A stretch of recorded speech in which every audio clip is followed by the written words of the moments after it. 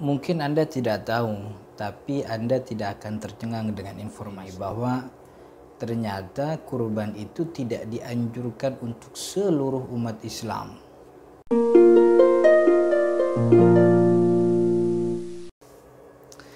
Dianjurkan atau tidak dianjurkan seorang muslim berkurban itu standarnya mampu atau tidak. Karena Nabi Muhammad SAW pernah menyebut dalam hadisnya, man lahu sa'ah, siapa orang punya keluangan harta, walam yudahi, dan dia tidak berkurban, fala yaqrabanna musallana, maka jangan lagi dekati tempat sholat kami. Jadi kata Nabi Muhammad, justru anjuran itu ditujukan kepada orang yang lahu sa'ah, punya kemampuan, punya keluangan. Nah, punya keluangan atau punya kemampuan inilah yang dikatakan dianjurkan untuk berkurban kata jumhur ulama. Tapi kata mazhab Imam Abi Hanifah dia diwajibkan, karena memang kurban dalam pandangan mazhab Imam Abi Hanifah hukumnya wajib. Intinya bahwa kewajiban dalam Imam Abi Hanifah atau anjuran sunnah kurban dalam pandangan jumhur ulama memang ditujukan kepada orang yang mampu, yang kalau dia masuk dalam kategori mampu tersebut lalu dia tidak berkurban, inilah yang mendapatkan celaan dari syariat, atau mungkin bahasa kitanya sering mengatakan hukumnya makruh. Nah, standar mampu atau tidak mampu itu ulama memang berbeda-beda. Kalau kata mazhab Imam Abi Hanifah, mampu itu orang yang punya uang 20 dinar gitu.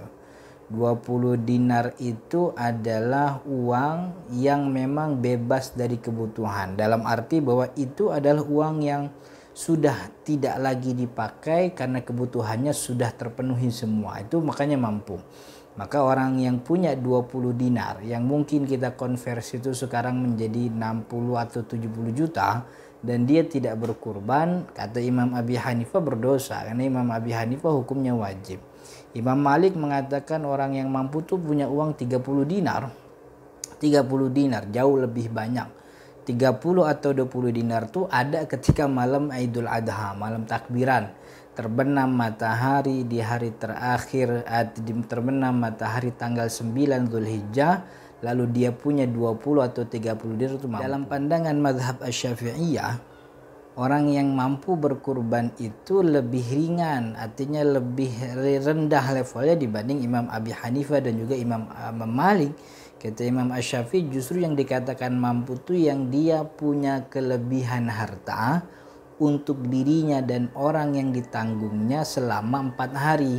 4 hari itu adalah tanggal 10 bulan Zulhijjah, tanggal 11, 12, 13, karena 4 hari inilah yang dikatakan sebagai hari penyembelihan. Maka kalau ada orang punya kelebihan untuk di luar dari kebutuhan 4 hari ini, dia mampu. Contoh sederhana begini.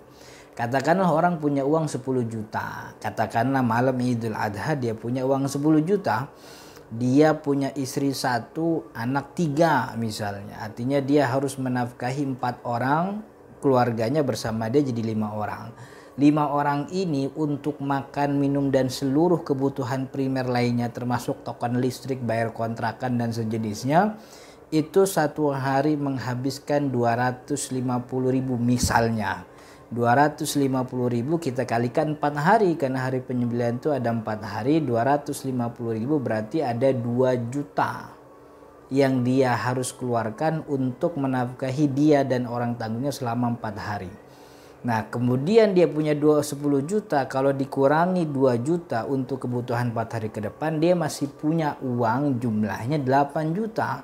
Dan 8 juta itu adalah nilai yang cukup, bahkan lebih, untuk dia membeli satu jenis hewan kurban atau satu bagian dari sapi sebagai kurbannya. Maka orang kayak gini dikatakan mampu.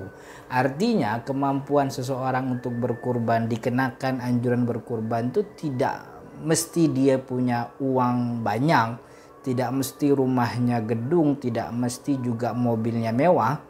Karena mungkin saja orang punya uang banyak, katakanlah dia punya uang 10-20 juta, akan tetapi yang ditanggungnya pun jauh lebih banyak, jauh lebih mahal.